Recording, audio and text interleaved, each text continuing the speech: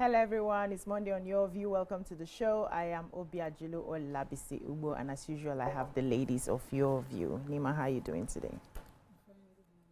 My condolences to all of us, the passing of our president, and particularly to the people of Ijebu, Ode, and the entire. Please, where would you take my banter? I wanted to hail my. You know, I'm very traditional about. Yesterday I felt Ijebu a girl. bit shaking. I don't know. I didn't experience it because some people say she Tony, but it's touching because not his death. It humbles you. Yeah. Knowing these people, I have always admired the Awujale from afar. And I'm grateful that his ancestors gave him 65 years on the throne. And this last Ojude-Oba. It was a grand one. It was a grand one. So I pray that they are so rest and that may Allah grant them Jannah for their blessings. Oh, Miriam, how are you doing today? I'm doing well. On the same note, but condolences to the family of the former president, and may his soul rest in peace. But it's also a day of celebration for me. So today I'm celebrating a sister and a friend, Tonya Lawani. I call her a silent mover and shaker. She's a powerhouse, and today is her birthday. Tonya, I wish you all the very best. Not only are you just amazing entrepreneurially, but you're also very kind, and I've just seen this girl from when we were in school. She's just always been ahead. Like, I used to ask, how is it that some people were just wise when we were young and stupid? Some people just knew what they wanted, they were focused on it, and she has just grown from grace to grace, and I'm just so happy to be able to celebrate you today. Happy birthday, Tonya Lawani. Wishing you the very best of today and your whole new year. How are you doing, Topper? I'm doing very, very well. I'm grateful to God. I'm grateful to God for life. When people pass, it puts into context the importance of being grateful for the life that you have. And it's just very humbling. When I read the story yesterday that the former president had passed, I'm like, this is someone they predicted his death before he became president. And he outlived many, and it's had impact. We might not like everything about, but he's done his own part. And when the story again of as an Ijebu girl, Awujale passing, I know that he's someone who has, he brought Ijebu, he allowed Ijebu to shine, and the Ijebu heritage got to see limelight on a greater level under his watch. He's someone who didn't get involved in politics. He was a traditional leader that held onto his position and respected himself, respected his throne, and got people to respect that throne. There are many stools in Yoruba land that has plenty, historical, we are the oldest crown, we are all of that. That's not Ijebu, but Ijebu has respected itself. And I'm praying that the next Awujale would carry on the legacy of making Ijebu people proud, bringing out the cultural heritage of Ijebu. The next Ojude-Oba would be having a new Awujale. I can't wait to see how that would look like, but our hearts goes out to the entire family, and I'm truly grateful to be alive. Yeah, so Nigeria is mourning ex-president Muhammadu Buhari, and I can only imagine what the family members will be going through at the moment. It's just how silent it was that he was in the hospital, and many people did not know what he was dealing with. And our hearts, we extend our condolences to the family. May God give them the fortitude to bear the loss. It's just like when I heard the news last night, I had mixed feelings. Many people were talking about him, even coming to work this morning on the radio, different opinions about his legacy and all of that. But we should be very, very careful not to speak ill of the dead. He has received his judgment. He has gone. We now focus on the living. But let's see how today goes. Yeah, celebration of life. But we're going to definitely be talking about our president today. That's all we can take at this moment. Let's take a short break. When we come back, we'll do the newspaper reviews. Stay with us.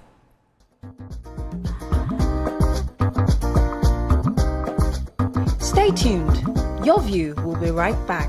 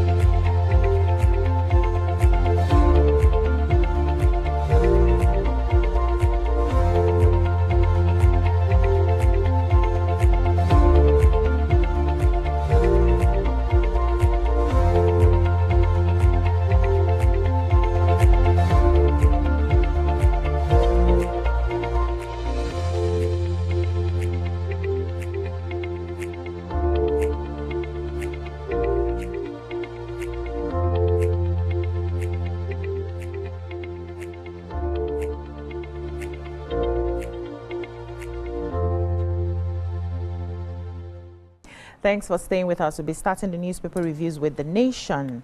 The major headline here, which has covered most of the papers, is Buhari, Nigeria mourns.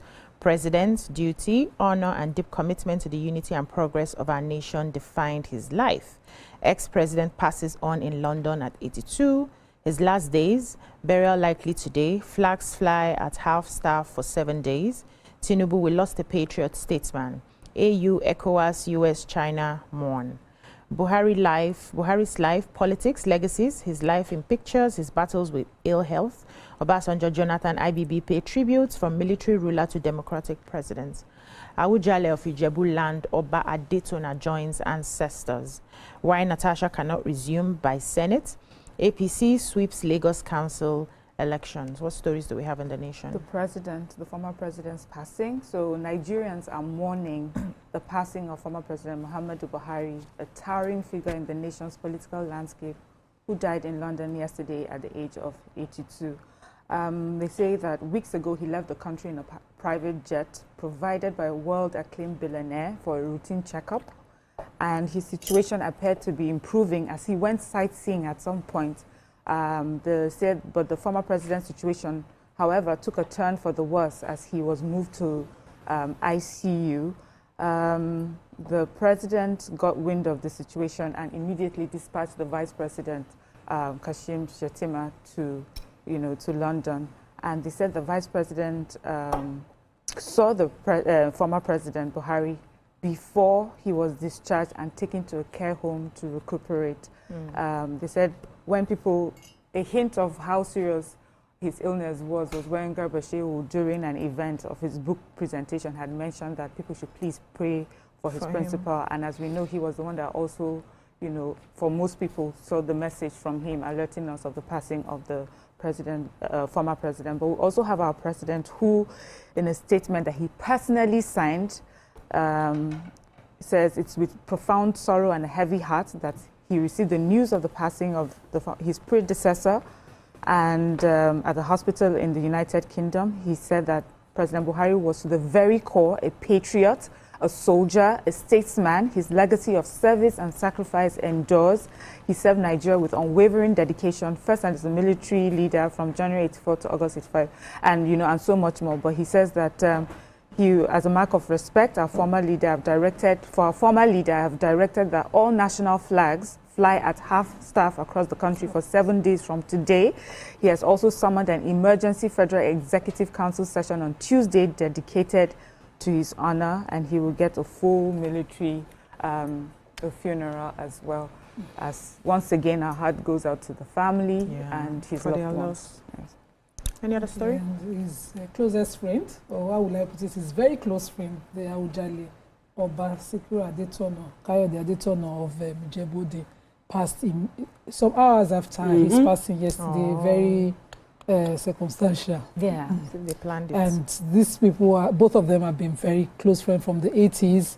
The Awujale is the longest serving monarch in Nigeria. He served for 65 years. He got on the throne the year of our independence and has been on the throne since then. He's also not just a traditional ruler, the class of some that we know. He is a very educated, very influential traditional ruler.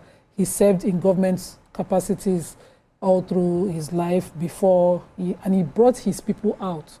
The Ojude Oba used to be just an event within the Bobanese Hyena caucus of Ijebu land, but it's now become a national, Regbe and all of that, national event in the country every international, in fact. International, yes, global. Of class, and what we are now exporting as part of our culture and tourism. And his passing, has really touched a lot of people. The president immediately expressed his condolences. The governor of Ogun State, who announced the passing, also has expressed his condolences. And mourning is in the land right now. I just, because as I said earlier, pray for their rest. Yes. Okay. Have another story? Yes, I have the story of updates on Senator Natasha. So the Senate yesterday has said that there is currently no legal basis upon which the suspended Kogi Central Senator Akpoti Oduaha can resume duties at the National Assembly. The Senate, through his spokesperson, Senator Yemi Adaramodu, reacted to the purported moves by, according to them, Akpoti Oduaghan to resume plenary tomorrow, allegedly based on the orders of the court. They said she has earlier announced the plan to resume, but in a letter that was addressed to the leadership of the Senate by her lawyers, who she has been suspended since March for alleged gross misconduct, and that she cannot resume legislative duties. They are claiming that the courts have squashed her suspension and that the Senate, and so therefore she can resume plenary. But this spokesperson is saying it's not possible, that there's no legal basis with which that can happen.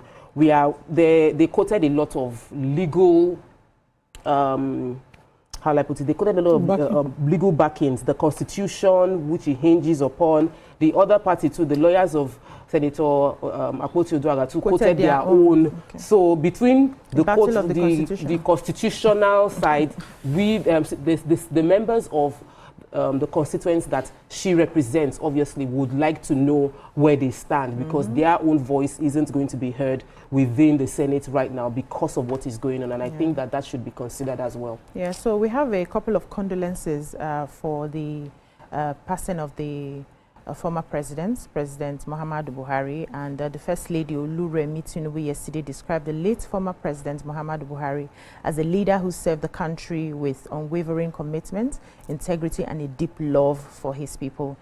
She passed a condolence message and expressed, the profound grief over the death of the two-time Nigerian leader who passed away in London following a prolonged illness. We also have former Minister of Works and Housing Babatunde Fashola, who was also mourning the ex-president Muhammadu Buhari. He said, with heavy heart and profound sense of personal loss, I join millions of Nigerians and friends around the world to mourn the passing of the former president. We also had the Katsina State government yesterday declaring today work-free day in the state following the death of the former president Muhammadu Buhari. Governors across the country yesterday, mourned the death of the former president, and they said they had to pay glowing tributes to the man, mostly who was perceived as an epitome of integrity and frugality. The Sokoto state government, Ahmed Aliyu, yesterday also said the death of the former president Muhammadu Buhari has created a vacuum that would be too difficult to fill. So many of them, just posted their tributes to the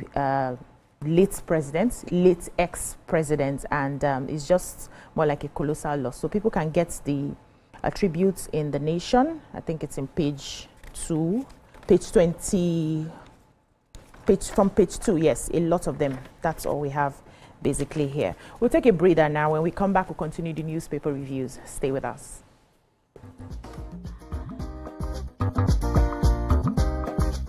Stay tuned. Your view will be right. I'm Miriam Lunge. I'm a passionate environment advocate and a published author. I am the founder of Celebration, a businesswoman, and a fashion icon. I am a wealth coach and a real estate developer. I am Amako Arakwe. I'm a corporate commercial lawyer and an entrepreneur. Barkamu da warhaka. I am Ramatu Shehu Oyibo, an entrepreneur and a business coach. I am the voice of an average Muslim woman, an hijabite, and a lawyer. I am a polymath and a serial entrepreneur. I am Murayo Afolabi Brown, Managing Director, TVC Entertainment. I'm a media consultant, producer, and broadcaster. The ladies of Your View are made of women from different professions, tribes, cultures, and religion. Join us every Monday to Friday as we share our views on topical and social issues.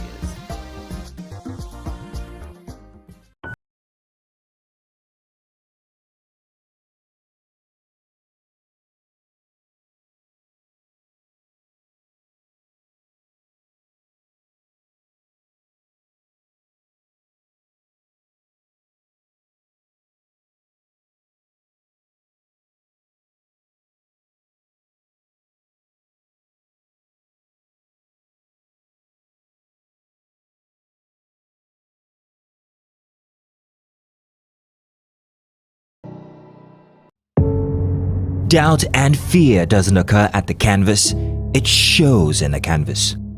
It shows the conation of raw earthen material slabbed, stroked and molded at a pace provided by the doubt and fear. Every move weigh in the struggle of one to the other, merging the past to the present, brushstrokes of colors seen but not known. For when the wailing stops, the pieces settle down in abject beauty, erected for a century of a century. Speaking, advocating, protesting as the arts are meant to be. Hey, my people, I greet you plenty. My name na Chika Okeke. My name na Uwi Balogun. My name na Damilola Banire. My name na Moyo Faraway Ahmed. If you also call me Moyo, listen. And this na Abigail. And I dare on top your view pigeon. I'm going to bring you bass, boost. I don't get person will be single mother before. He carry another man show, say, now my husband be this. This na wetin you want. After that day, the man no go see him again. If you snooze, you lose. If you miss this show, you miss out. On top this our show, I not dey gree for anybody. When you dey find the husband, you not see sign say the guy smart, you don't vex, don't give signs. If they look for person we go give them to you, fact as it be. Men no dey ever get fault. If baby not dey for her, na the woman. Talk no dey be person, you make person no fit talk true inside. But for this country, we know say if we open court in the morning, waiting no good, no good. Me and my sisters, hey, we go tanda gidigba for inside studio to give una all the latest information. We no even take responsibility for the children. Leave the man. And that's some poria. When I'm painting, the colors look at me and say, pick me, pick me. So when I want to make myself happy, I stare into the colors.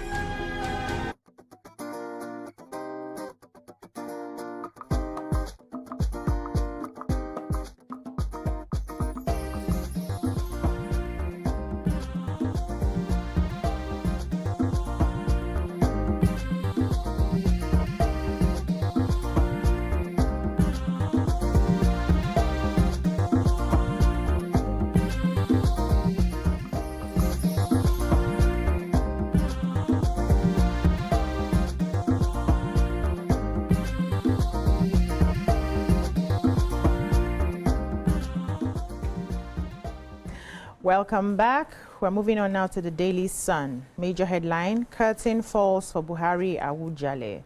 ADC government clash over Tinubu's absence after BRICS. Queries president's whereabouts for 5 days. Nigeria faces external shock risks as dollar inflows dip. It says it slumps to $4.84 billion US.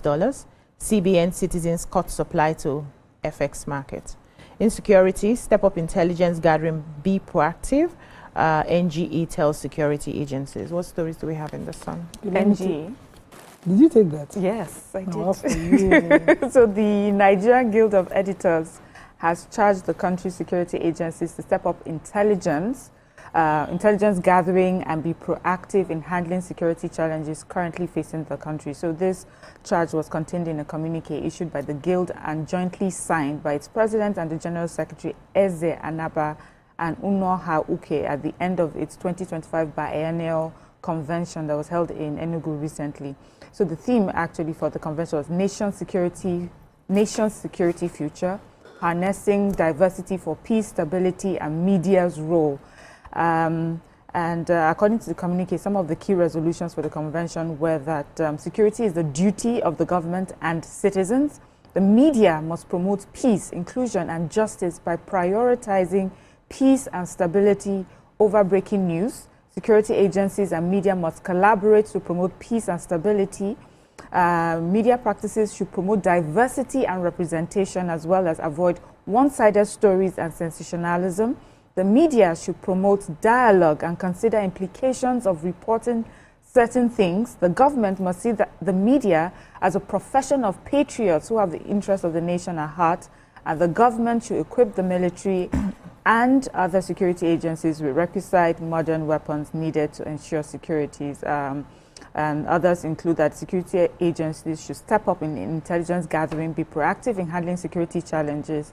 The legislature should look into laws that inhabit media practices in the spirit of democracy, and so on and so forth. It's just good to hear these words being reiterated, you know, that we do as media have a responsibility, you know, and what we take, what we say, how we say it, and the intention behind what is said, and the intention should always be about prioritizing peace, really, and stability in our country. The nation, yeah. Any other Okay, so let me take the aero contractor's boss querying the $300 helicopter landing fees. He's saying that the NAEBI Dynamic Concept, which is a service provider for the recently received the federal government under the former Minister of Aviation Adisirika to collect $300 helicopter landing fees from oil and gas service providers last month. And the Nigerian Airspace Management Agency issued a directive saying that the money ought to be paid by oil and gas companies, not by the members of airline operators, that is the helicopter operators. But he reacted, that's Captain Ado Sanusi reacted, saying that they've not provided any service to warrant any of this cost recovery and shouldn't be compelled to pay such money. So he's contesting this, and I hope that it will be looked into, because $300 will translate to higher fees for the users, the consumers of this service. Okay, so I have a story here. Gunmen have killed 2 persons in Agba community, Ishielu local government, Ebonyi State. Sunday Chukwu Nwadibia, the town union president of the community, was the one that gave the name of the deceased as Sunday Oyibe, a school proprietor, and Chukwu Ebuka. Nwadibia said the community had been witnessing attacks and robberies since last year, which led to loss of lives and cash running into millions, and property also worth millions of naira. He revealed that before the killing of Onyibe and Ebuka, the hoodlums attacked a POS operator in the community and dispossessed him of 2.7 million naira. The town union president also said the hoodlum usually wear military camouflage with bulletproof vests. They also snatched a Toyota Corolla car and 5 motorcycles from members of the community when they started operating in the area. He said that their activities have crippled economic activities in the community and urged security agencies to come to their aid. He says, I was in my office when people started running that armed robbers are robbing at our junction. So everybody started looking for safety, not knowing that the hoodlums are already coming very close to that side of the community. He said before we could notice it, we heard gunshots. Me and my workers also started looking for safety. Now the hoodlums advanced to another junction very close to my house, and at that junction, said the junction is called Oriagba. And they started operating there and people started running. He said he had to climb one upstairs and started watching the hoodlums. He said they started shooting heavily and approached his office, which he had locked already when he noticed their presence in the community. They said he shot one Sunday Oyibe, the founder of Unique International School. He's also the chairman of Timbers Association in the area. They had to rush him to the hospital after they left. They went ahead and shot another person. So they're asking that the police would do what they need to do and fish out those perpetrators. Okay, so I have stories from analysts who said that Nigeria faces external shock and the risk because of the inflow of dollars has dipped. So in this story, the US dollar, they said the Nigerian supply of US dollar has dropped a bit to 4.85 billion in June 2025 as opposed to 6.74 billion recorded in May, which represents a 28% fall. And the analysts are saying that this doesn't bode well because it will send a message that can influence investors from bringing in their money, that it can also affect the market. They said if investors, foreign investors, perceive risk, whether global or local, they would exit. And their exit would not go well for the Nigerian Naira because to put more pressure on the Naira. This is from the Cordos Securities. They believe that the foreign portfolio inflow should continue to rise, and that would make our market more attractive. Previously, before this, the CBN governor Olayemi Cardoso had been injecting dollars into the market, but they pulled back to try and let things go through market forces by itself without having to depend on their influence. But the analysis is that maybe they might need to still come back and step in a bit with more inflow of dollars so that the market would not go on a free fall. Yeah, so let's look at stories we've not taken in the Vanguard. We have Obi, Labour Party kicks as Abure's faction visits Wike, and we have NGE urges government media, okay, we've taken that. Pension managers fail in enlisting new contributors, resort to poaching. What do we have in the Vanguard? Obi, Labour Party. They said a meeting between the factional national chairman of Labour Party, Barrister Julius Abure and the FCT Minister, Nyesom Wike, has reportedly sent ripples of concern through the camp of the party's presidential candidate in the 2023 elections. They said there was a closed-door meeting. It took place at Wike's residence in Abuja, and given the ongoing internal wrangling within the party and then the recent developments concerning Peter Obi's political alignment with ADC, it wasn't received quite well. The faction of the party that's been led by Senator Esther Ninadi Usman declared that the meeting of Abure's faction with Wike has confirmed long-standing suspicions about his allegiance. They said even though they are unaware of, they're not sure of what the agenda of the meeting is, but just that meeting itself, already has caused issues. Then they said INEC even tried to wade into the crisis, especially as the 2027 election is fast approaching. But they said that the factions have refused to heed INEC's advice, and it doesn't seem like they are going to sort themselves out anytime soon. Okay. Even though 2027 is fast approaching. But I know Nigerian politicians, they always find a way to sort themselves out. They will, yeah, interest first. So we have a final story here, indications that pension funds administrators, PFAs, are still struggling to enlist new pension contributors despite massive growth in the size of the country's pension assets. So data from the National Pension Commission, that's PENCOM, indicates that pension assets have grown to over 22.5 trillion, about 83% over the last 5 years, when it stood at 12.3 trillion. But the same data shows that in sharp contrast, the number of the new pension contributors grew by merely 20.8% to 391,958 over the same period from 324,552 recorded in 2020. Meanwhile, as a result of their inability to grow their portfolio by enlisting new pension account holders, the PENCOM data also indicates that the pension fund management companies have resorted to poaching contributors from one another, recycling existing account holders. So because they're not getting new influx into the pension contributory scheme, they are now going to different companies. You can tell you, offer you better, and then they move you from one pension company to the other. And it's saying that according to the data, that would actually implode the industry. They need to find ways to go out there and get fresh people into the PENCOM. Very quick story. This is celebrating 2 Nigerian immigrants who are listed among the 125 billionaire immigrants in America. So we have the Adebayo Ogunlesi and Tope Awutono, and I think that it is because we always talk about the ones that are killing or doing one crime or the other. Let us also talk about the ones who have contributed big time into the economy of the US. These are Nigerian born, both of them born in Nigeria, relocated to America, and they are billionaires in America. They made dollars. It. Yes, wow. They made it. It's possible for us. Amazing. Congratulations to them. That's all we can take on the newspaper reviews. When we come back, we'll move on to the topics for today. Stay with us.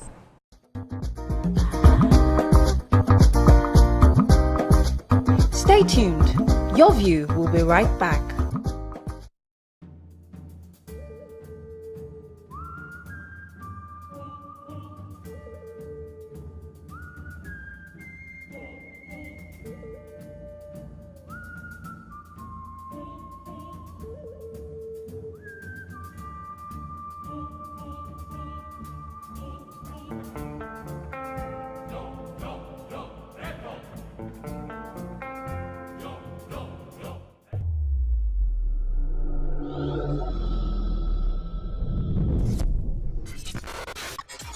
Do you think you can outplay me in this game of wits and knowledge? Can you go 7 rounds without flinching? I meant answering 7 questions correctly.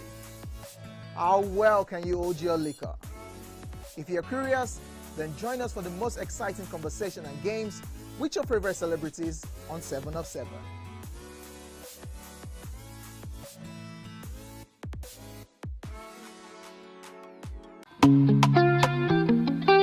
Get ready to step into the heartbeat of your city like never before. Welcome to Events Diary, where every moment is a celebration. From the electric energy of Owambe extravaganza, to the richness of our culture, to the sophistication of corporate gatherings, Events Diary is your VIP pass to the hottest gatherings in Nigeria. And guess what? I'll be your guide, your style icon. Each week, join me as I transform from traditional chic to corporate sleek. Whether it's a birthday bash or a high-profile gala, you won't just see it. You'll feel like you're right there with me.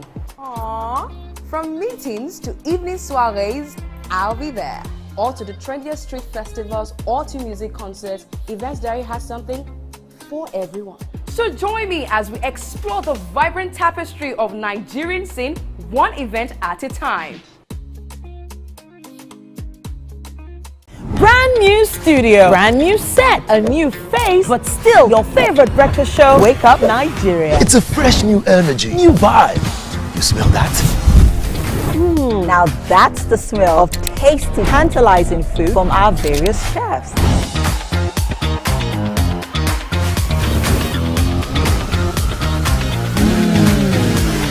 And when it comes to sports updates with insightful analysis, the place you want to be is Wake Up Nigeria. That's right. Every second there's a fresh occurrence, and every minute there's a story to tell. Keep abreast of happening locally and internationally via the news updates of Wake Up Nigeria. It's light camera fashion, where we strut, slay, and sachet, and keep you updated with all the latest fashion trends. Level up your morning. Watch Wake Up Nigeria, where every morning begins with a spark.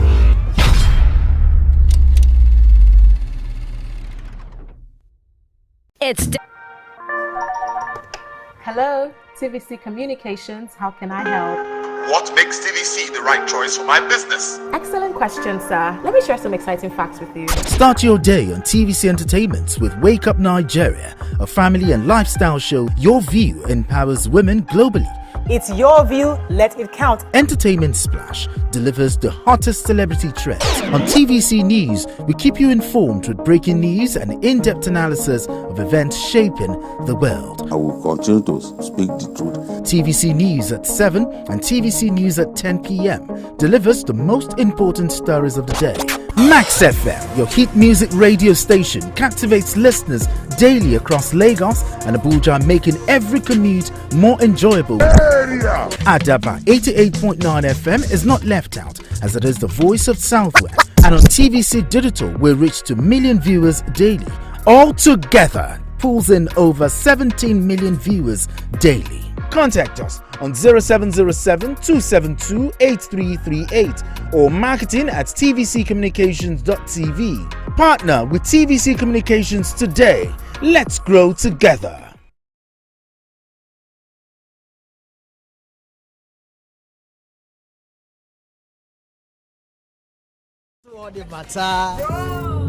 Doubt and fear doesn't occur at the canvas, it shows in the canvas.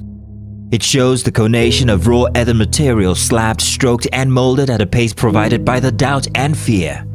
Every move way in the struggle of one to the other, merging the past to the present, brushstrokes of colors seen but not known. For when the wailing stops, the pieces settle down in abject beauty erected for a century of a century. Speaking, advocating, protesting as the arts are meant to be.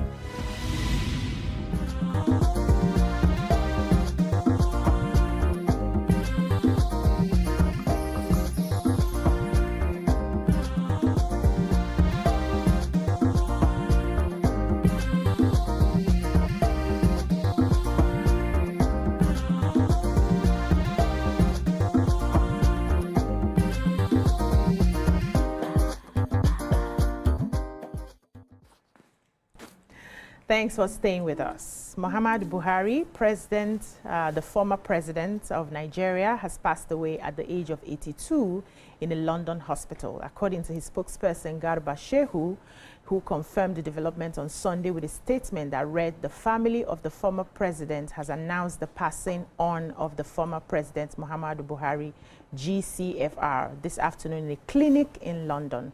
May Allah accept him in Al-Jannatu." Help me, Enima. Al-Jannatu Fidas, yes. Amen. Buhari served as Nigeria's president from 2015 to 2023 and previously ruled as military head of state from 1983 to 1985. What are your thoughts about what we heard yesterday, the news of his passing? What will you remember him for? What would you like to say about him? You can join the conversation and call us on 02016352013 or 09024163440. Tweet us at TVC Connect using the hashtag YourViewTVC. So the news was shocking to me. It was my husband who went to cut his hair that sent me a message on WhatsApp that they said the president has the former president has died. Have you heard? I said no, I did not hear. He said go to your platform, you would hear.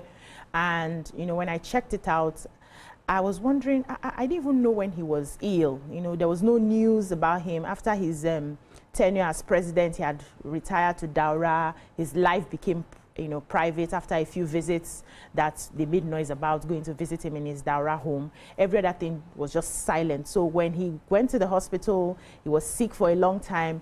Nobody really knew about it. So the news came as a shock that he finally passed on. But let me come to the ladies. What did you think when you heard about it?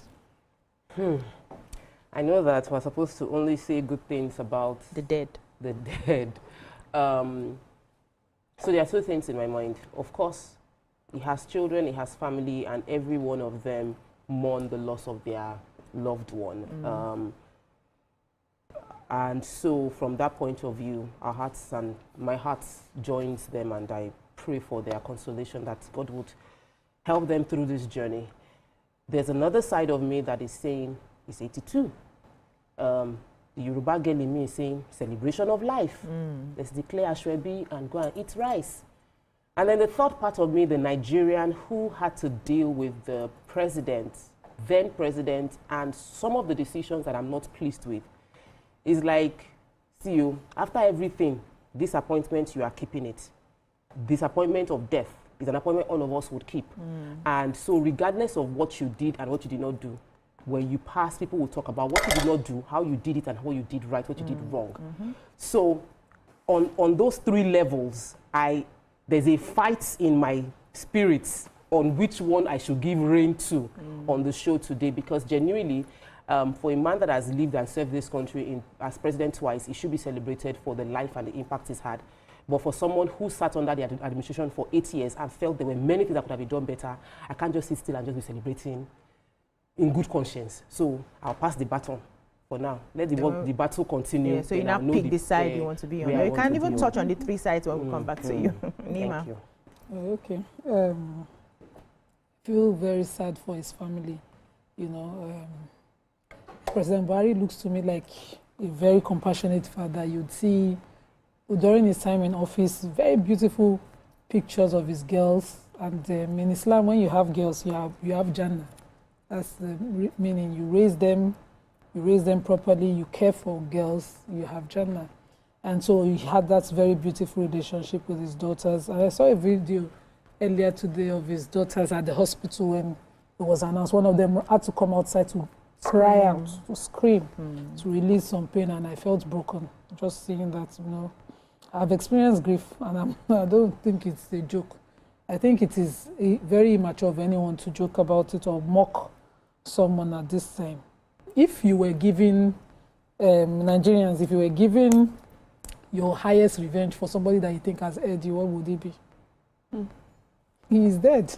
That's the appointment all of us have. After that, you know, so may God heal people. You know, we go too far. Twitter was not friendly. He was a human. He had his dreams. You know, I feel personally that President Buhari wanted the democratic office for several reasons. You know, he had to be removed from office through a coup by President Babangida, head of state then. The military regime. Under the military regime. Yeah. And when he was in office then, he had this total anti-corruption fight. As a young person, he didn't get to full, to naturalize, to live through it or carry it out completely because of the coup. And so he wanted to come back to office, but it's the democratic regime that he came under. So all that corruption fight, he will be met in court several times, which was, and you know, as a lawyer, I must accept that litigation stalls and, you know, impedes a lot of progress. We will sit here sometimes when we see someone, we say, just kill the person, you know, we will sit as jury, judge everything. But in the democratic regime, You will follow due process. You will refer to the National Assembly. States will have their say. Constitutional review alone needs a 2/3 majority for major reviews. And state houses of assembly will have a say. It's the most cumbersome form of government. And he came back under it trying to remedy or finish his earlier plans as head of state. So I just thought he would not really achieve much. And I think towards the end of his second term, he knew it. He was a calmer person, just sit down and leave everybody to face it on their own, which we are seeing today. So he's a human. When you're faced with your own, you just might think it will be this way, that way, that way. So you get in there, you play the politics. Yeah. The office is waiting for you. We play it. There's nothing. So I am more understanding of what we call his flaws. Having this understanding, except when we want to become a China today, which most Nigerians will never. If it is lie, we have different definitions. In China, they have only one definition for corruption. Only one. Yep. But here we have misappropriation, extortion. We have different names, and we have classes and grades that we give them. For certain financial fraud, we still have 5 years as a sentence term in our books, in our statutes that our National Assembly have passed. It took forever for them to put a death sentence on kidnapping that results in death in custody. So a lot of things like that, it's our style of governance. And we should be less judgmental, because if you reach your turn, it isn't as easy as that, and really easy. Because I will be waiting to use the law to object to anything. It's everybody's time. He's done his time for whatever errors he has committed. I hope Allah is merciful, because in the afterlife, you need that mercy. We believe as Muslims that it's a transition period. The grave is a waiting room of judgment starting immediately. So prayers, your causes don't matter. It will go back to you, really. His children, must live righteous lives following his death, and they must pray for him. Their prayers can change a lot of things for him. That's all that matters. Yeah. And so that's it for me. Mariam. For me, I was surprised how I felt so sad, It almost felt quite personal, and I didn't understand it. We've had leaders that have passed on, but you accept it as, okay, we had a leader and passed on. But this one just felt quite, I just knew that yesterday it dampened my spirits, for a bit. And I guess it's just, people are human. And I remember when he was coming the first time, I was among those who was quite, among those that were quite optimistic about what he would do for our country. And eventually, my optimism faded away, But I feel that there's also a time for different types of conversations. And I think for today, the conversation really is about his life and the positive legacy that he's left behind, his family as well, This is a man who was a father, a husband, grandfather, and I know that in many homes right now, people are mourning him. He was a friend, to so many people. And I feel that we can mourn him, honestly, because he was not Hitler, but he had his flaws. And for that, I feel like we have spoken about those flaws many times. We've called him out on some of the things that he should have done better, that he didn't do. But today, for me, I would rather use today to mourn the man that served our country as a military head of state and also as democratically elected president. I remember him for, just especially in the first term, which was, there was just so much positivity then. We were looking forward to so much more. I celebrate him also for the lessons that I have learned, for the sort of person that I want to support, to sit in the office of the president. It opened my eyes. I felt that I was quite naive in the beginning in that era, but I felt I learned a lot from the positives as well as from his flaws. So for me, really, today is that my heart goes out to his family, and may his soul rest in peace. Yeah. So, when I heard the story, it also broke me in a sort of way I didn't understand, because nobody really wishes for death. You know, everybody wants to go to heaven, but nobody wants to die. Yeah, and so when you hear that somebody has passed on, it just reminds you that this life is fleeting. All the things that we are dragging, all the things that we are fighting about, at the end of the day, we will go how we came. He died without any of his, properties. They are going to bury him without clothes based on his religion, and it just reminds me of the futility of life. That everything. This is more like yes, this is more like a school we are passing through. We are just passing through, and when it's your time, when your expiration date comes, you would have to go. So I was just ruminating about death, and it's a conversation that many of us really don't like to have. We just want to focus in our heads. When we focus more on life, we will not die. But everybody has an expiration date that we don't remember. So if you like, focus more on life. When your expiration date comes back, you would go. And that is exactly what happened.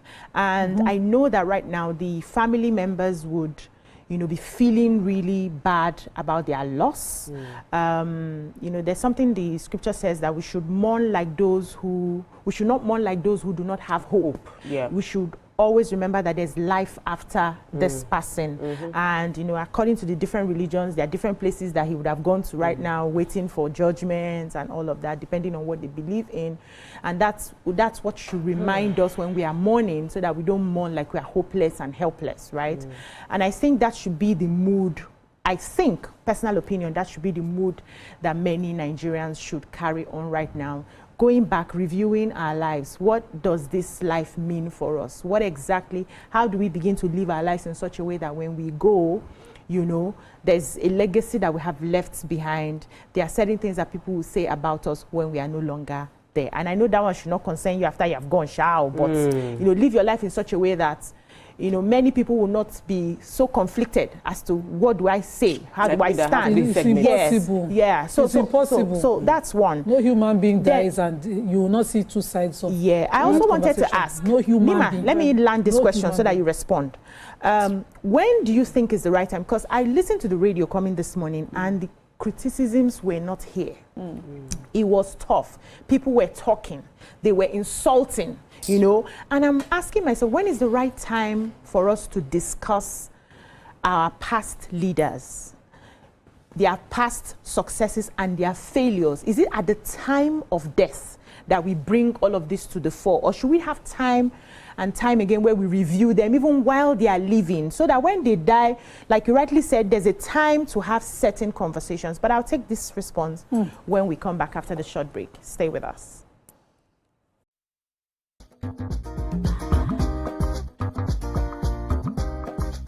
Stay tuned. Your View will be right back. Oh yeah, meet the new Jig sachets to make everywhere shine well. Good morning, Marina Station and all the passengers.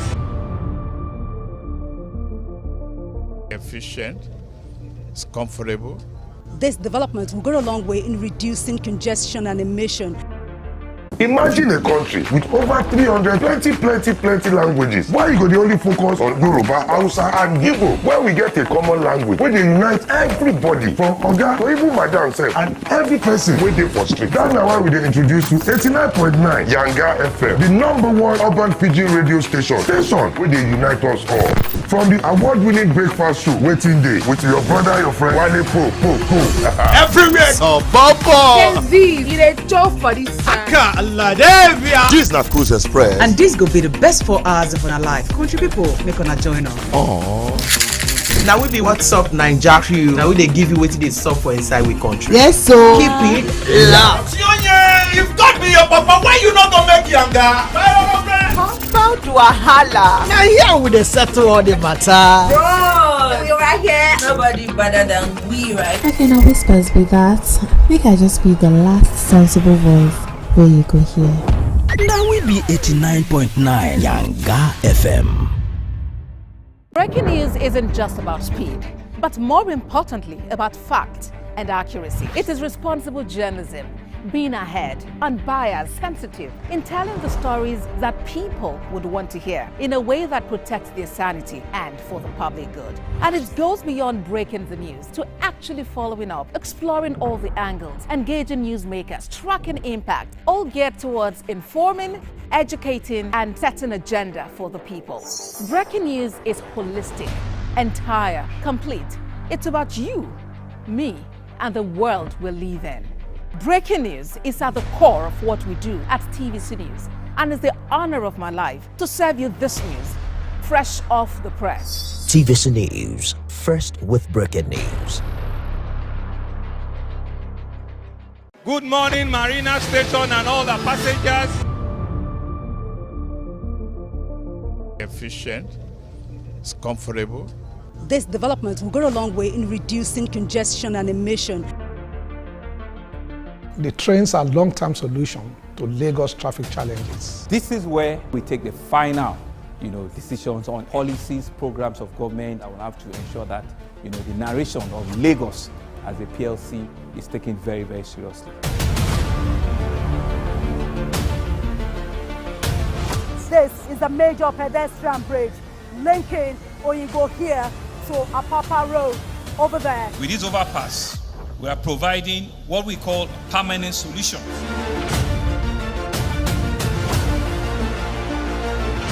This place is one of the most dangerous.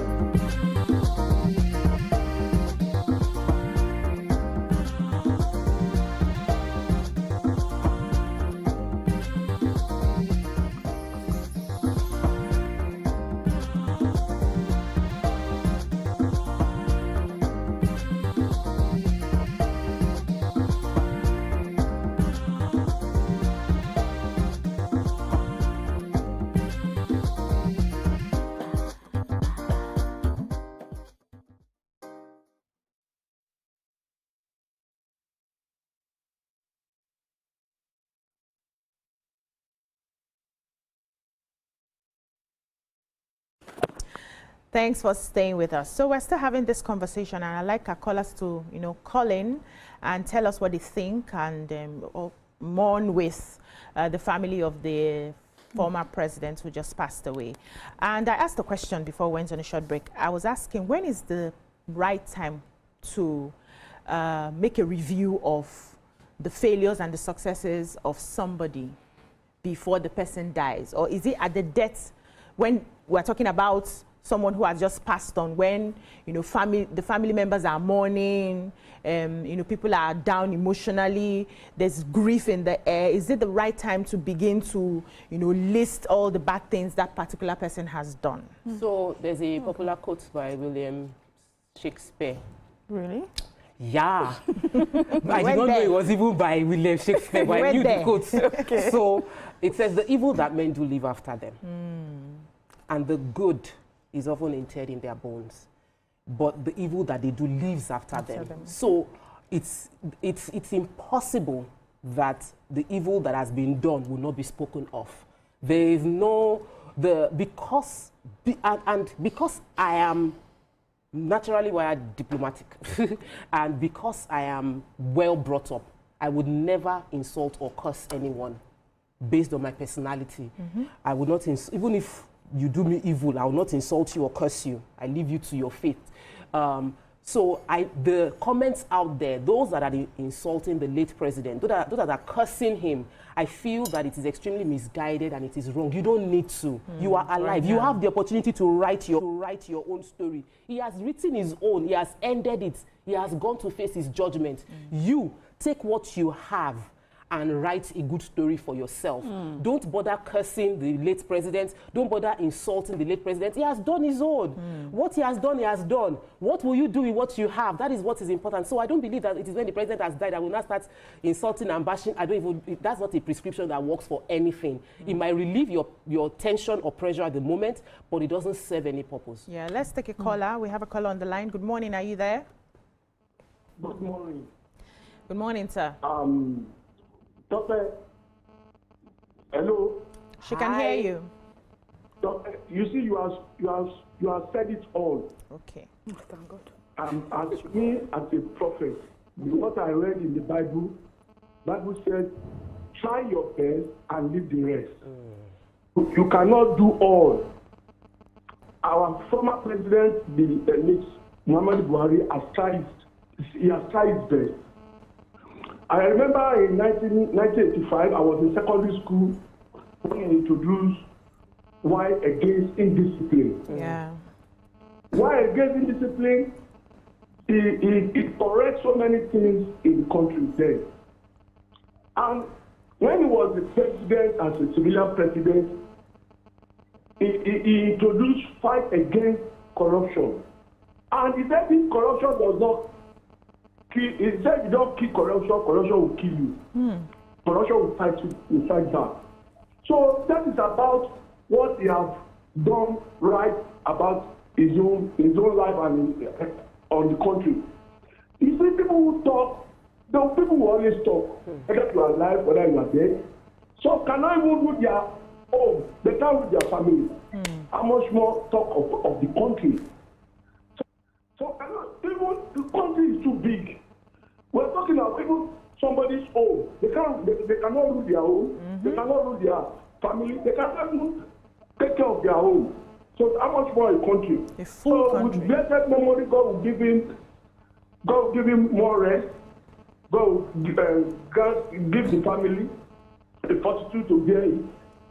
I pray that everything that we do, God should help us and give us more knowledge. Thank you very much. God bless you. Thank you, Happy sir. New Week. Thank you for your contribution. So, failure of policies are human factors. They are human errors. You are in office, maybe you, for an action you have taken or an omission that you have, failed to do, things will happen. Things go wrong. Things go wrong.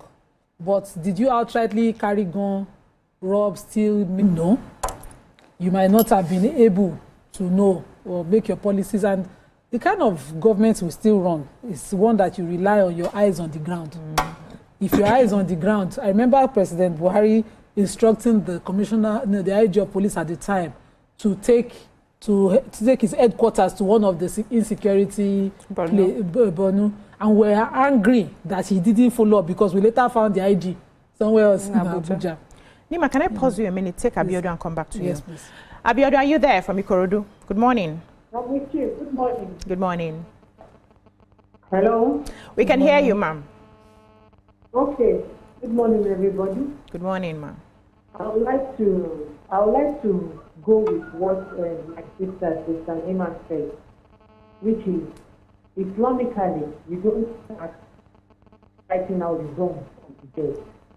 And personally, when I heard about this person last week, I was totally broken because I know what it is to breathe the Lord for the next one. I lost my mom 3 weeks today.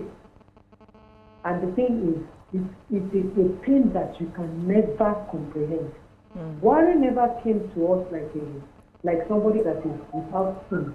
He felt he could handle it the way he did it during the military era. Yeah. But unfortunately, he met so many obstacles that even wanted to break him. Because if you look at it, his second term, he actually allowed everything to go the way we want it, not the way he wanted it. So going on Twitter, seeing the way these Gen Zs and some adults are even talking about the dead, like my people would say, any truth won't tell us it should all be conscious of the fact that someday we are going to die. And what are people going to say about us? We know what is that. We can talk about Buhari because he came out to rule us. Do you know what some people are doing behind closed doors and they're coming out to participate others and to judge others? Allah help us. May God give us a happy ending. Let us correct our wrongs. Thank you, Abiodun. Thank you so much. Nima. So Allah give us a happy ending and help us to correct our wrongs. It's a prayer we do every day. Let me not be doing prayers on the show. So we do it every day. Happy ending, a good death. Be able to correct your a good death. We do it every day. And President Buhari at the time had instructed the IG, who is trained in security, to resume somewhere in Benue as his headquarters at the time. We took the papers a few weeks after, and we found the IG somewhere else. We were angry with him. the president Asiwaju right now too, as you know, continuously as the ADCs, sorry, what's it called? Chief of Defense Staff, the Chief of Army Staff, all of them to do something needful. We see the corruption within the security system in Nigeria, where we find them complicit. I remember this kidnapper who was discharged after killing a set of police officers who were supposed to go and bring him for his trial. I'm trying to get all the details of memory. And he was released after a few years and welcomed warmly by his people. Those people said they Twitter now, they swear. You know, he was welcomed warmly by his people. The police officers whose families were rendered without breadwinners, they are the only ones mourning. So it's just not a balance. When we say it's evil of a leader, we have leaders like Adolf Hitler that she has mentioned. Someone is sitting in Israel right now, busy killing babies, you know, enjoying it. You know, as there's been an orientation of killing babies and killing helpless people and enjoying it. And those are evil acts. Can you place such a thing on President Buhari? No.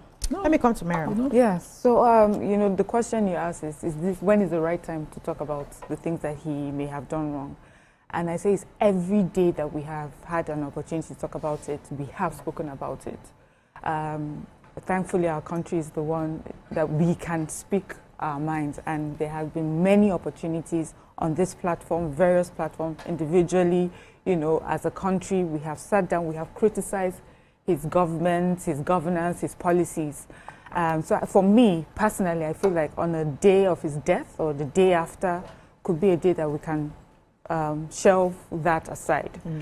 But this is not to say that, you know, I'm in any way invalidating people's pain and people's experiences as a result of his administration. The truth is that there's some things that happened that could have been avoided with better policies, with what we assume would have been him, you know, showing up even better. And so people suffered for that. Yes, he did not carry a gun and stand on the road, you know, but there are things that he did or didn't do or would have done better that affected millions of Nigerians. And so I want to say that at this point, I hear people, I acknowledge their pain, you know, all our pain, I acknowledge the things that we went through. And I say that every day for the rest of our lives, we can talk about it and call him out and criticize it and sit down, you know, at different seminars and conventions like we like to do and write books about it. But on a day like this, I think we can give him the honor of the positives that he, you know, that he was able to give us. And remember, and this is really in humility, because we are all flawed. You know, in many ways, you know, many of us, we sit down here, some of us sounding very intellectual, like we know what we're up to. I'm telling you, God, we have a flat tire, we are looking helpless, you know, so just to honor him for today. We'll take a short break now. When we come back, we'll continue the conversation. Stay tuned.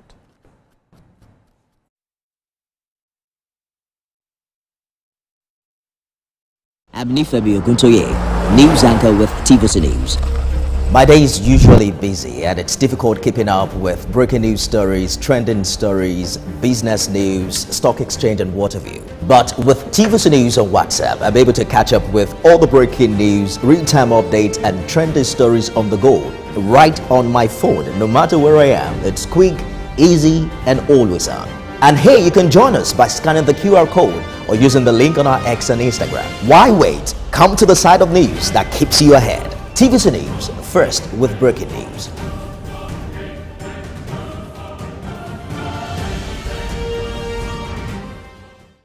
I'm Miriam Lunge. I'm a passionate environment advocate and a published author. I am the founder of Celebration, a businesswoman, and a fashion icon. I am a wealth coach and a real estate developer. I am Amako Arakwe. I'm a corporate commercial lawyer and an entrepreneur.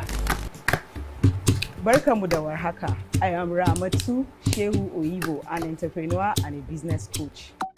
I am the voice of an average Muslim woman, an hijabite, and a lawyer. I am a polymath and a serial entrepreneur.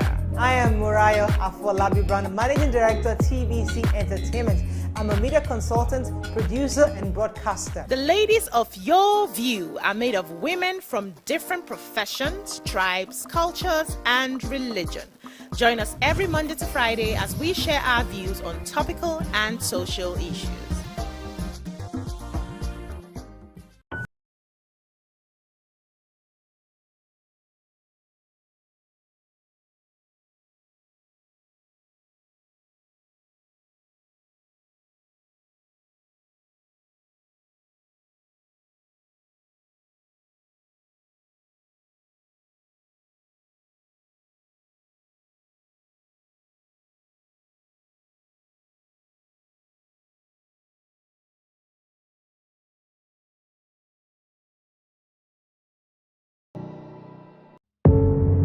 Doubt and fear doesn't occur at the canvas, it shows in the canvas. It shows the conation of raw earthen material slabbed, stroked and molded at a pace provided by the doubt and fear. Every move way in the struggle of one to the other, merging the past to the present, brushstrokes of colors seen but not known. For when the wailing stops, the pieces settle down in abject beauty erected for a century of a century. Speaking, advocating, protesting as the arts are meant to be. Good morning, Marina Station and all the passengers. Efficient, it's comfortable. This development will go a long way in reducing congestion and emission. The trains are a long-term solution to Lagos traffic challenges. This is where we take the final decisions on policies, programs of government. I will have to ensure that, the narration of Lagos as a PLC is taken very, very seriously. This is a major pedestrian bridge linking Oyinbo here to Apapa Road over there. With this overpass, we are providing what we call permanent solutions.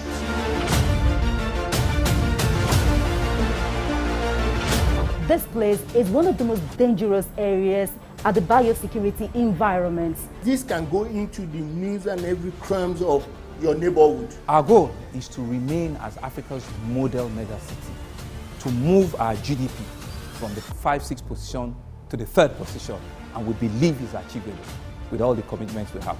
Explore the city of Lagos, where dreams are made and possibilities are endless.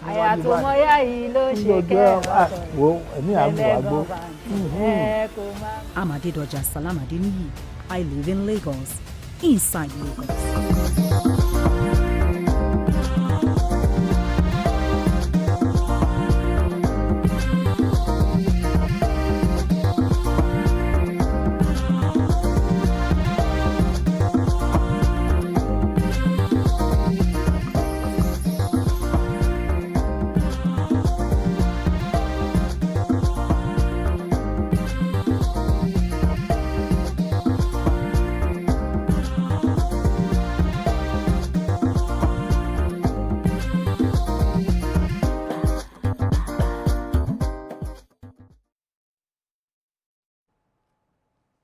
Thanks for staying with us. We're still talking about our late ex-president, President Muhammadu Buhari. And we've gone through, some of the emotions that Nigerians are feeling as a result of his policies. But let me come to talk about so Mariam said something, about sometimes because we know we are human, compassion, focus on the good side. And there's something I've always found inspiring about the late president, Muhammadu Buhari. The fact that he never gave up. There's just something about it. Whenever I think about it, I'm like, there's this tenacity that he failed and failed and failed, but he never gave up. He wanted that position. He tried. He cried. I remembered him crying after he lost, and then he still didn't give up. And when people pass on, we can talk about many things, but we should also draw lessons from their life. That's it. This is someone that never gave up. He had the opportunity to go back and do something, and he said, we will die here. And he's also someone that even when he was in power, people felt he was dead. There were many controversies around him as a president, that it was dead. It's Yar'Adua situation playing out again. This is not the real president. And then he showed up, and he showed up even years after. It's sort of like, and this is for me where I draw lesson, that if anybody is out there wishing you to die or wishing that something would not happen, just remember the president, former president Buhari, and say, I would live and do what I've said I'm going to do. I would serve my people. I would enter this, I'll become the president. When he was campaigning, they said, oh, the way he's looking, he's going to die. He's looking like Breeze wants to blow him and all of that. There's no votes. He did 8 years. So for me, the lesson is a bit more tenacious. If you want something, stick to it. Trust God, and while you might not be perfect in how you do it, you got to do it. You know, don't give up before your time. I agree. I agree. But I also disagree. There's something that today has come to my head again. Leave the stage when the ovation is loudest. It was something I grew up hearing a lot. And, you know, while he was the military head of state at the short time between 1983 to 1985 that he was there, we felt his energy. Nigerians felt his vision. They felt his integrity. They felt his honesty. He came in with youth, exuberance. That energy was there to pursue a better Nigeria that he wanted. And everybody was speaking about Buhari. He was like an epitome of what it means to be a Nigerian leader who knew where he was going with the country. And the policies he made at the time, even when I sit down with my father-in-law and my dad to talk about some of the, you know, policies at the time, you see that respect in their voice when they're talking about him, because they felt it. The grassroots felt that, you know, those policies at the time, it was beneficial to the common man, right?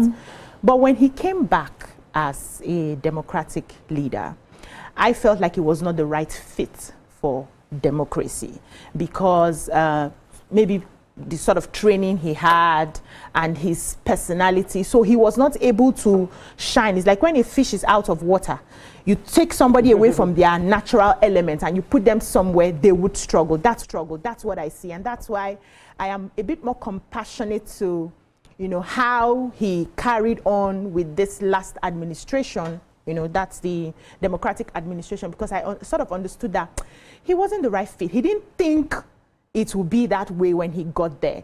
As a military head of state, you can make an executive order and people are moving. But like Nima rightly said, there are laws. You go to National Assembly, we have meetings, the executive, people are there to stamp yay or nay for any policy to go, and he wasn't the right fit for it. So in my head, that's not giving up.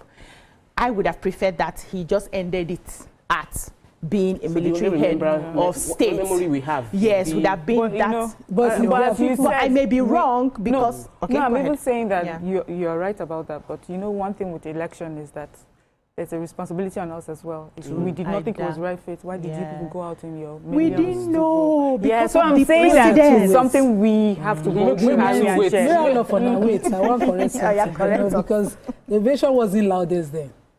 One of us on the table hated. Let me hold you, get Yakub, and come back to you, Nima, please. Yakub, are you there? Military era. Yeah, good morning. Good morning, sir. Yeah, good morning, everyone. Good morning. First and foremost, my condolence goes to Baba Buhari's family. May God Almighty Allah forgive him and forgive him and all his shortcomings. Because, Obi, yes, you had a question earlier that what is the right time to talk about someone, maybe the good side of the person or the other way around. Yeah. I think you can talk about anybody at any time. That is why Quran says that you must do good, so that even when you are no more, people will talk about you. So that is why we can talk about the bad and the good side of anybody. But for me, Baba Buhari did well. He did well to the extent that you know, the ailment that he had during the fourth term is so affect his government as at that time. You know, almost 2 years. It's not around. All the ministers just do whatever they like. But the only thing that time I was told that he would do Even one of his cabinet, the woman, I think the woman has already passed away as well. Even that woman in that cabinet against the government, Baba Buhari left her to the end of the tenure. See, for me, Baba Buhari thought that coming to politics, it would be like a military era. That is his own mind. He believed that when he came in, he can do whatever he likes. Sister Anima said something earlier. I didn't mean that Baba Buhari came in as a military general as it was then, 98 something. You could perform better than this. But democracy, I can tell you guys for free. Even if we go bring Obama or anybody that we thought in this world that they can be able to perform very well, bring them to this country as it is today with our constitution that we are running. The person we do a lot if he wants to achieve anything, because they will be taking him to court every time. If he wants to do something, they will. Thank you so much, Jacob. So I wanted to respond that, on this case, had very terrible memories of him as head of state. Oh. Yes. And, she vehemently would not partake in that voting. So when was the loudest ovation? People of those days who did not... Yeah. Exactly. You cannot satisfy everybody. And me, as close as I am to YK, I wanted change. I voted in 2015. I campaigned. I carried it on my head. And she would look at me. Buhari people. She would do... Yes. So I don't know how you want to satisfy everybody. I know that from the books of history that I read, as loving as we are of the Prophet Muhammad Sallallahu, at the time of his death, there was criticism, division. Some people were so loyal, they did not even know who God was again. They wanted to worship the human that died. And so his successor had to be saying, don't forget he's human and that Allah is God. And a lot of things. So there's no perfect leader anywhere in the world as far as I'm concerned. Yeah. Whenever you are there, you will defend your policies. There's no you will defend your errors. You will explain it. But when you don't die, you can't do that. So it's you and God, though. Because you see, one thing that we must clear about, none of us will sit on that judgment table. You see that your enemy that you ate, you are not the one that will judge that person. From today to tomorrow. The person that we think we will meet in paradise, we'll go and meet the person in hellfire. You that you want to meet the person there, wait till you do reach there. We cannot. We have our last caller on this topic from Bariga. Good morning. Are you there?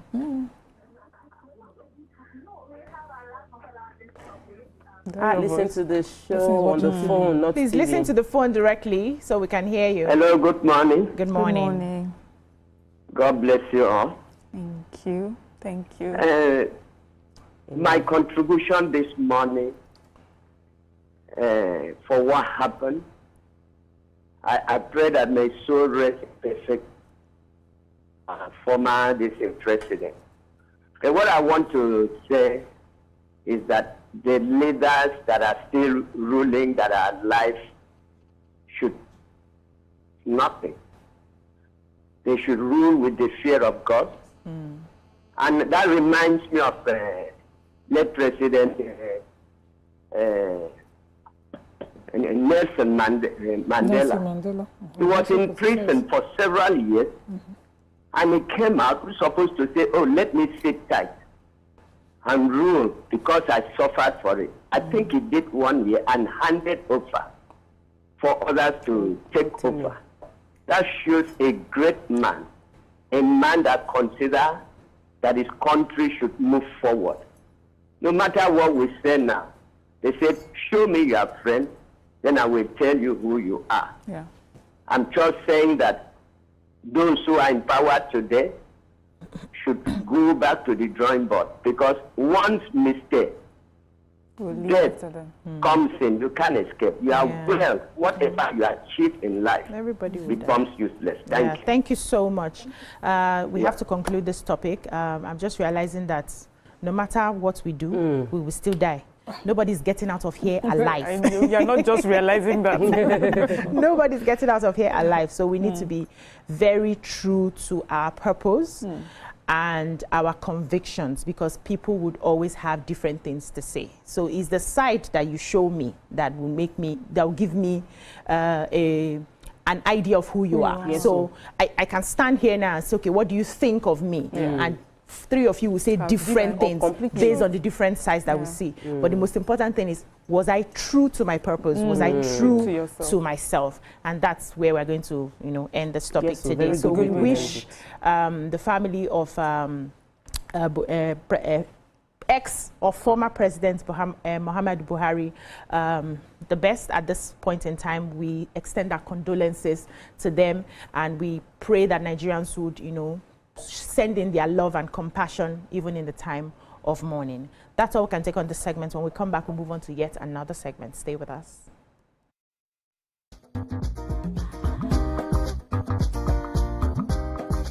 Stay tuned. Your View will be right back. Hey, my people, I greet you plenty. My name na Chika Okeke. My name na Uwi Balogun. My name na Damilola Banire. My name na Moyo Faraway Ahmed. If you also call me Moyo, listen. And this na Abigail. And I day on top of you, Pigeon. I'm gonna bring you bass, boost. I don't get person will be single mother before. He carry another man show say na my husband be this. This na wetin you want. After that day, the man no go see him again. If you snooze, you lose. If you miss this show, you miss out. On top this our show, I not dey gree for anybody. When you dey find the husband, you not see sign say the guy is not, you don't vex, don't give signs. Always. If they look for person we go give them to you, fact as it be. Men no dey ever get fault. If baby not dey for her, na the woman. Talk no dey be person, you make person no fit talk true inside. But for this country, we know say if we open court in the morning, waiting no good, no good. Me and my sisters, hey, we go tanda gidigba for inside studio to give una all the latest information. Look, we don't even take responsibility for the children. Leave the man. And that's some poria.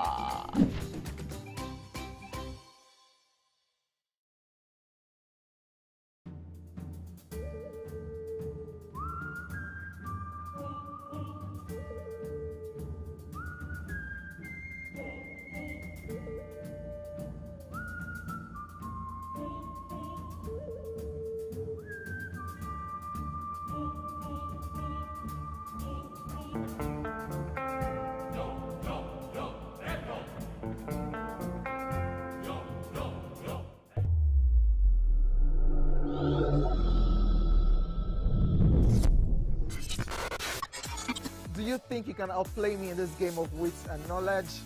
Can you go 7 rounds without flinching? I meant answering 7 questions correctly. How well can you hold your liquor? If you're curious, then join us for the most exciting conversation and games with your favorite celebrities on 7 of 7.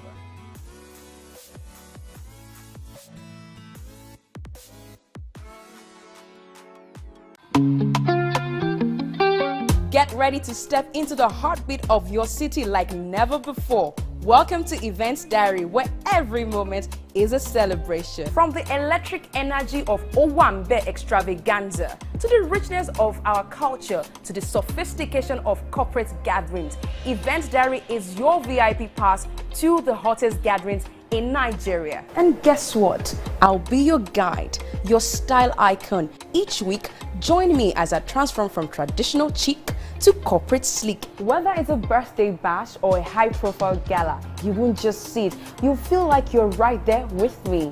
Aww. From meetings to evening soirees, I'll be there. Or to the trendiest street festivals or to music concerts, Events Diary has something for everyone. So join me as we explore the vibrant tapestry of Nigerian scene, one event at a time. Brand new studio, brand new set, a new face, but still your favorite breakfast show, Wake Up Nigeria. It's a fresh new energy, new vibe. You smell that? Now that's the smell of tasty, tantalizing food from our various chefs.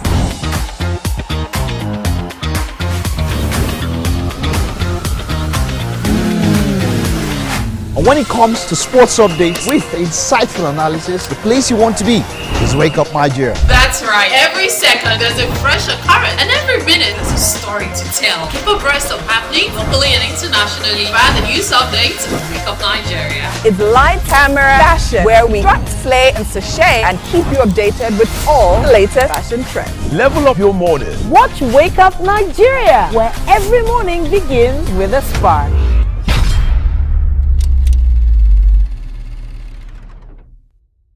It's downright time to speak with the Gen Z perspective. Hey, chick for me this and she was like, this is Sharma, this is Sharma. Saying it not the way they want it. I don't think I would budget more than 25K for a first date. The Generation Z are ranting. I'm 3 hours, 2 minutes after the Minus here, please. Don't show me. I don't want to see. That's why they'll keep Gen Z, express yourself. How long will it take for you to kiss then, even if it's not a sexual intercourse? The conversation just got Gen Z'd. Do it, love.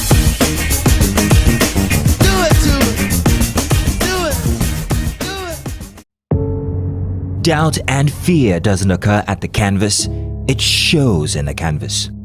It shows the conation of raw earthen material slabbed, stroked and molded at a pace provided by the doubt and fear. Every move weigh in the struggle of one to the other, merging the past to the present, brushstrokes of colors seen but not known, for when the wailing stops,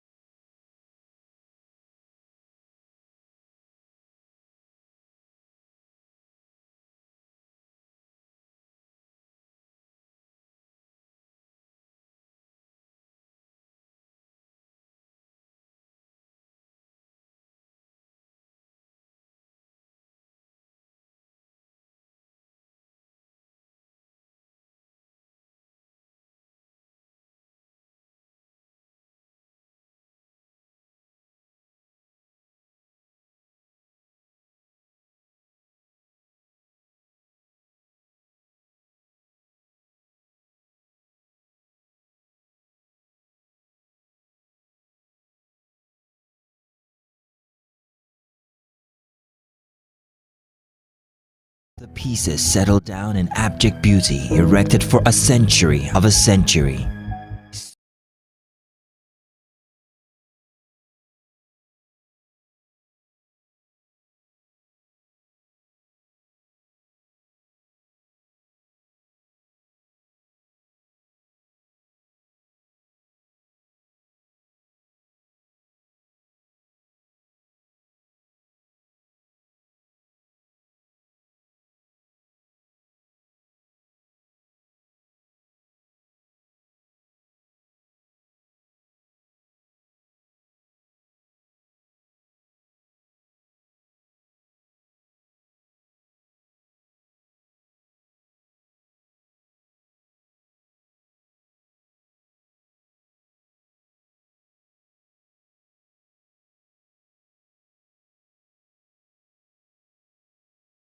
Never get fault if baby not there for her. Now the woman.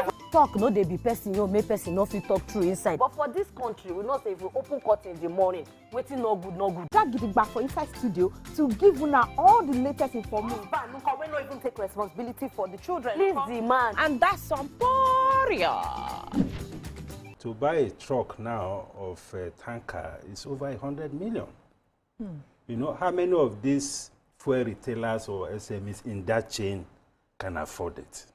So when you have a supplier or a producer who is ready to deliver to you, I think it's a lot of relief for the business person and for the consumers. Of course, I mean, in business, normally there are disruptions.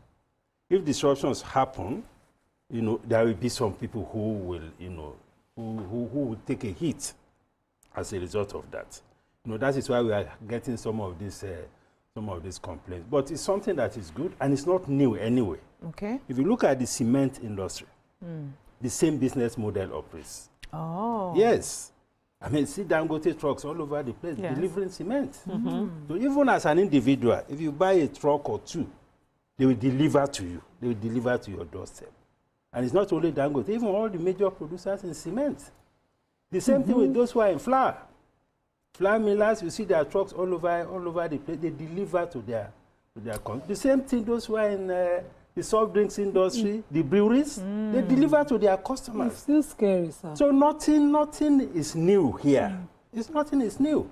Okay. Except that, you know, one of the criticism when his refinery was fighting for the even those people in the lawmaking business, the National Assembly, were you know, insisting it should be checked. I think former GMD of the NNPCL was against it for monopoly. His style of business is known to take it over the entire market.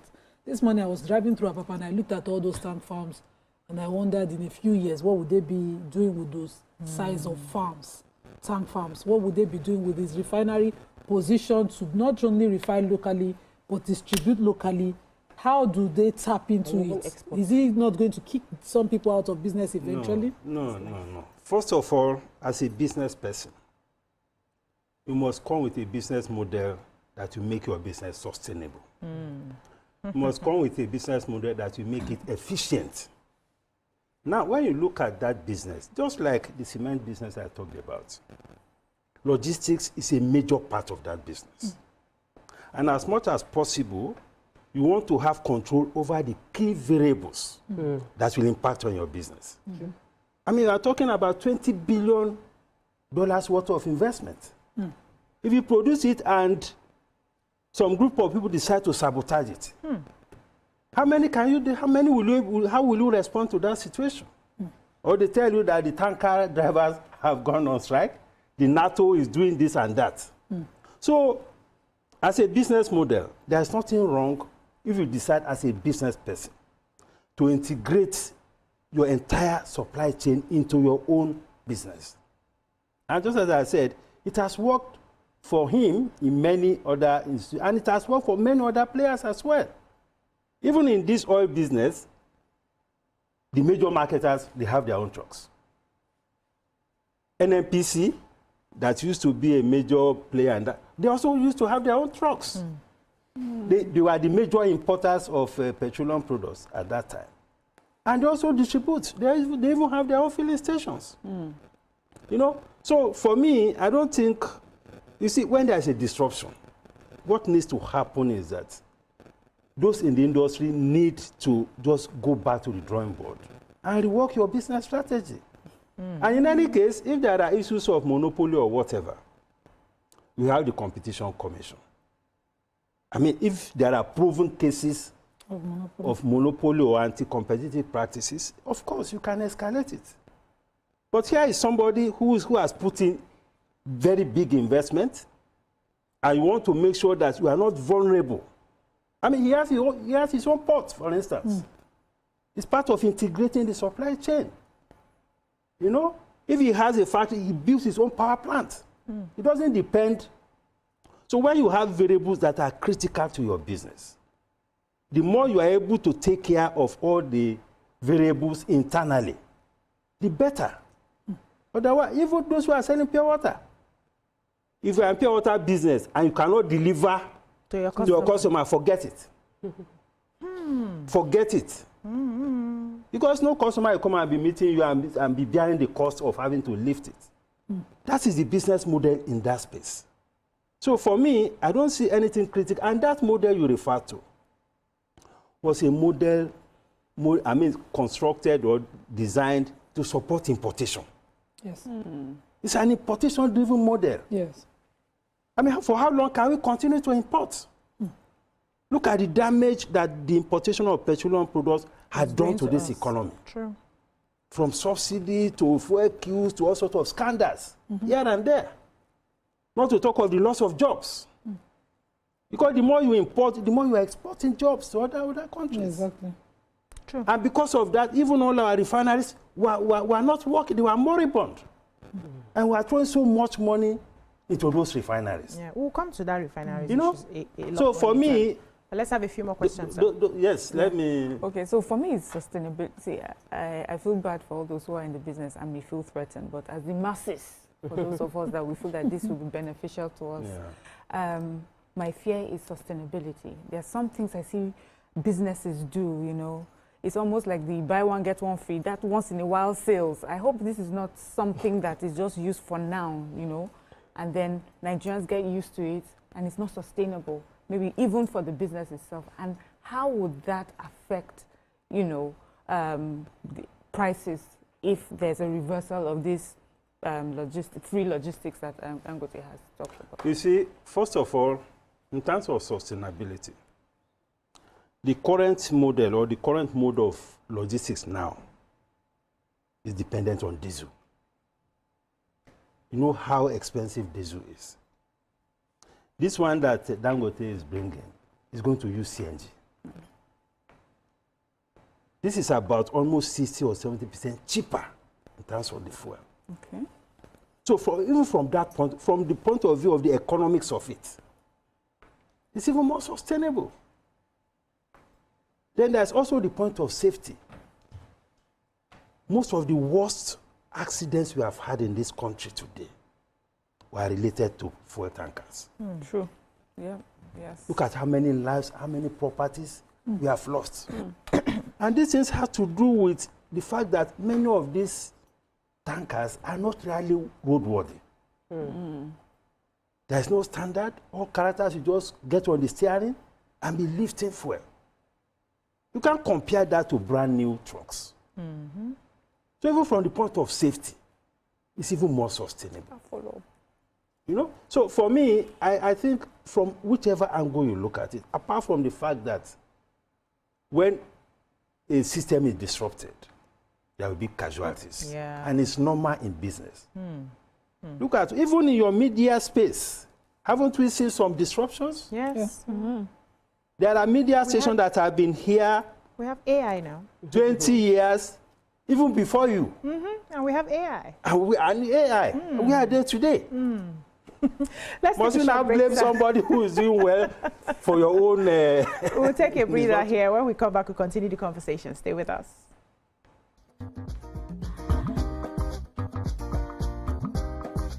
Stay tuned. Your view will be right back.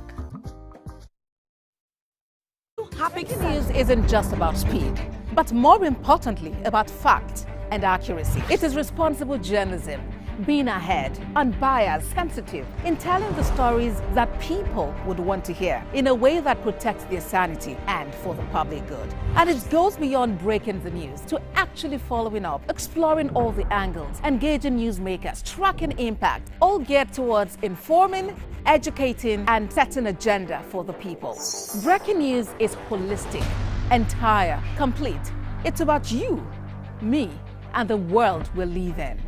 Breaking news is at the core of what we do at TVC News, and it's the honor of my life to serve you this news, fresh off the press. TVC News, first with breaking news. Good morning, Marina Station and all the passengers. Efficient, it's comfortable. This development will go a long way in reducing congestion and emission. The trains are a long-term solution to Lagos traffic challenges. This is where we take the final, decisions on policies, programs of government that will have to ensure that, the narration of Lagos as a PLC is taken very, very seriously. This is a major pedestrian bridge linking Oyinbo here to Apapa Road over there. With this overpass, we are providing what we call a permanent solution.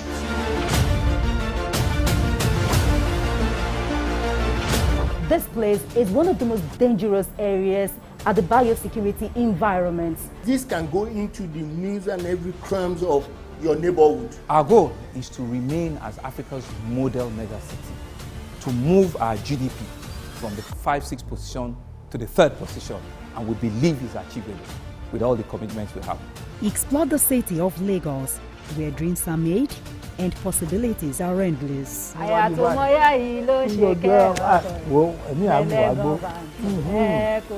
Amade Doja Salamadini, I live in Lagos, inside Lagos.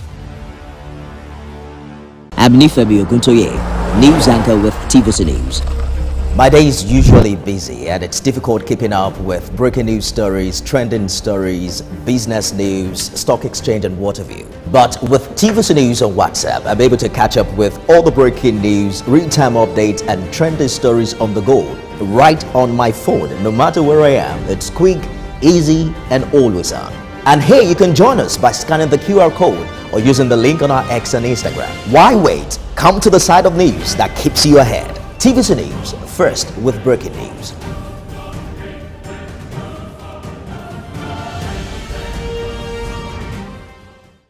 I'm Miriam Lunge. I'm a passionate environment advocate and a published author. I am the founder of Celebration, a businesswoman, and a fashion icon. I am a wealth coach and a real estate developer. I am Amako Arakwe. I'm a corporate commercial lawyer and an entrepreneur. Barkamu da warhaka. I am Ramatu Shehu Oyibo, an entrepreneur and a business coach. I am the voice of an average Muslim woman, an hijabite, and a lawyer. I am a polymath and a serial entrepreneur. I am Murayo Afolabi Brand, Managing Director, TVC Entertainment. I'm a media consultant, producer, and broadcaster. The ladies of Your View are made of women from different professions, tribes, cultures, and religion. Join us every Monday to Friday as we share our views on topical and social issues.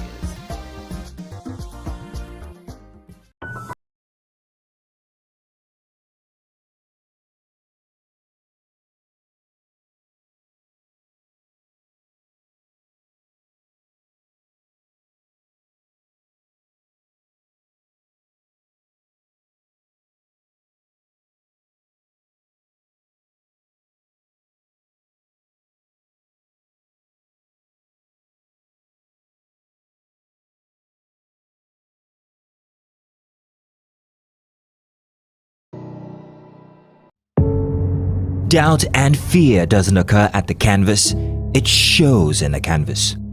It shows the conation of raw earthen material slabbed, stroked and molded at a pace provided by the doubt and fear.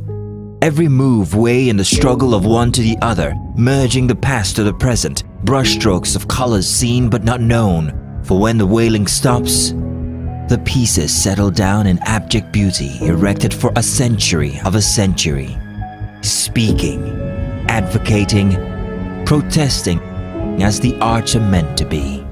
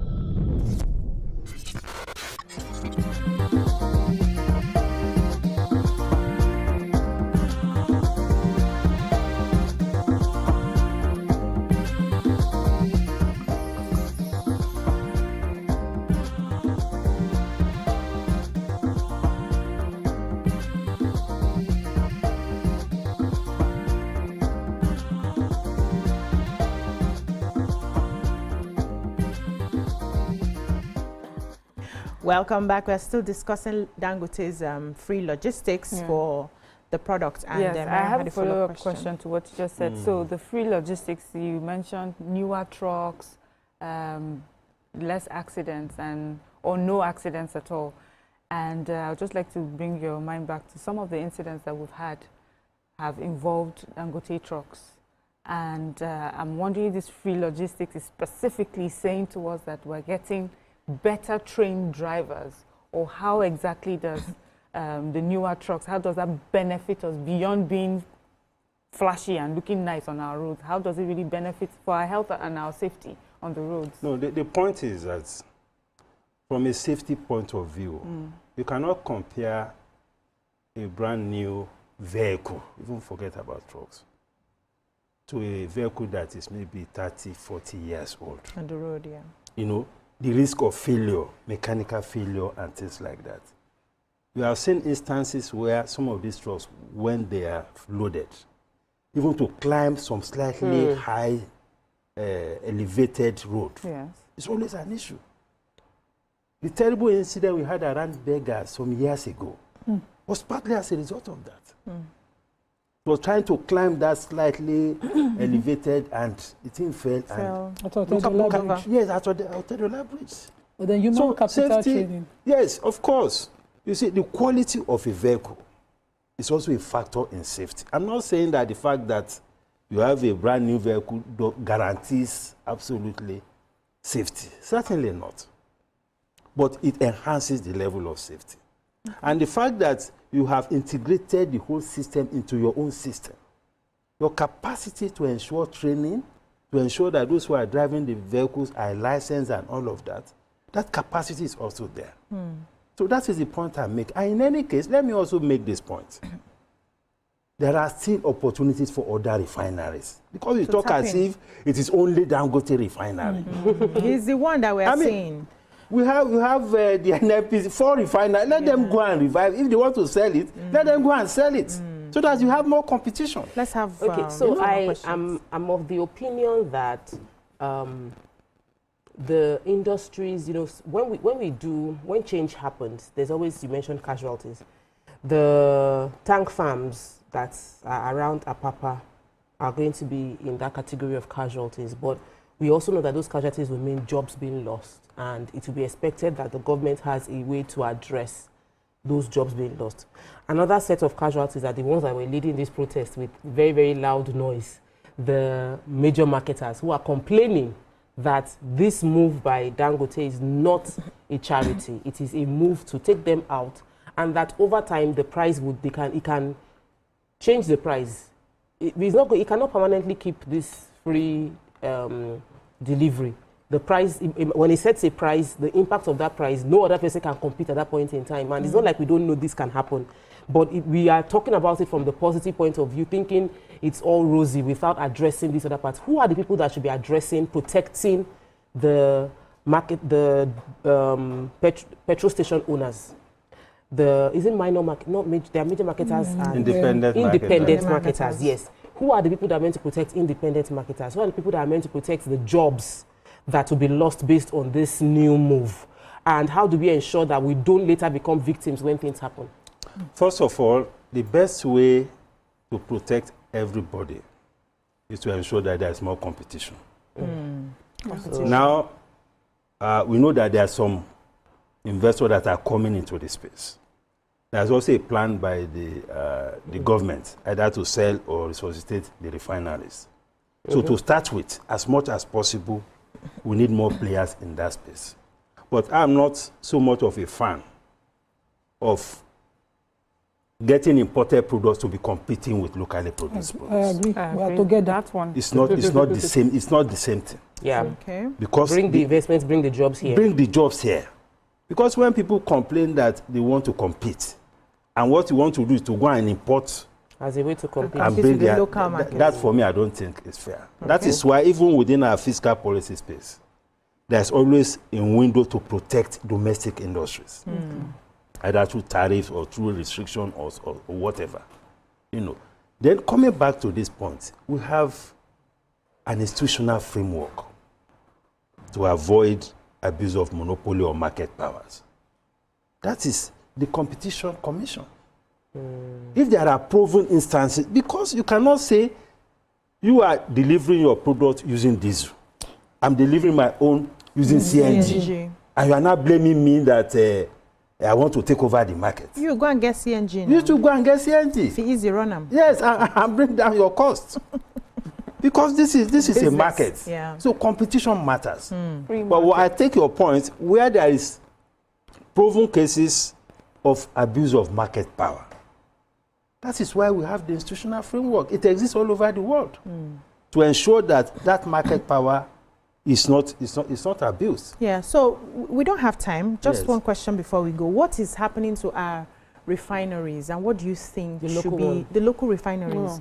They've sunk in money over and over and over, and they are telling us now that it may not work. So what do you think we should do? Should we still put in more money into Nigerians? No, nobody's putting money anywhere. It's our money. They should not put it there. What do you think that should be the next steps for those the next step, actually, for me, is to put up those refineries for sale. For those everything. Because the economy has suffered enough bleeding. from those refineries. I mean, I'm hearing figures around $18 billion over time. Yes. That is scandalous. It is. So even if you had wanted to build new refineries, we would have built Dangote use. Yes. So several. it is throwing good money after bad. If we continue to say that you want to go and resuscitate it and all of that, and all this pushback that you want to sell government assets and us, it's better to let them go than for them to be a liability to the government, to the government and to the country and to the citizens. So that those resources, we can use it for something else to benefit the citizens. So for me, I think the government should just disengage completely from those refineries. So they sell to private people? Sell to private investors and make it transparent. Okay. So that it's not as if a few people have cornered the government asset. And in any case, some of these refineries are 40 years, 50 years. Maybe they should close it down. No. I mean, sell it for scrap. Even if they go to sell it as scrap, sell it. But it is better to just do away with them. You know, again, people may argue that some people are employed there and so on and so forth. But that's life. That's life. We are talking about public interest. Yeah, we cannot continue to spend scarce resources. And a lot of people have been feeding fat. Of course. On all these refineries. That is why some people are even pushing back on all this Dangote business. You know, that has disrupted all this corruption chain that had existed for decades. Corruption cabal. Those are the issues. Thank you so much, Mr. Muda Yusuf. Thank you for joining us to share your thoughts on the Dangote issue. I wish that many marketers will learn from this. We need to start promoting our own local products. And that's one of the reasons everybody supported Dangote refinery, because it now means that we are refining our own crude locally. And we are getting the end products for everybody. And I think the marketers should also look into finding a way to how to work with him to he has even offered partnership. Instead of boycotting him. He has offered to partner with all the marketers. Stop beefing, you people. What you want in your life, don't beef it. So you attract what you celebrate. Thank you so much, ladies, for your contributions today. That's all we can take on the show today. We'll see you again tomorrow. Do have the lovely rest of the day. Bye-bye now.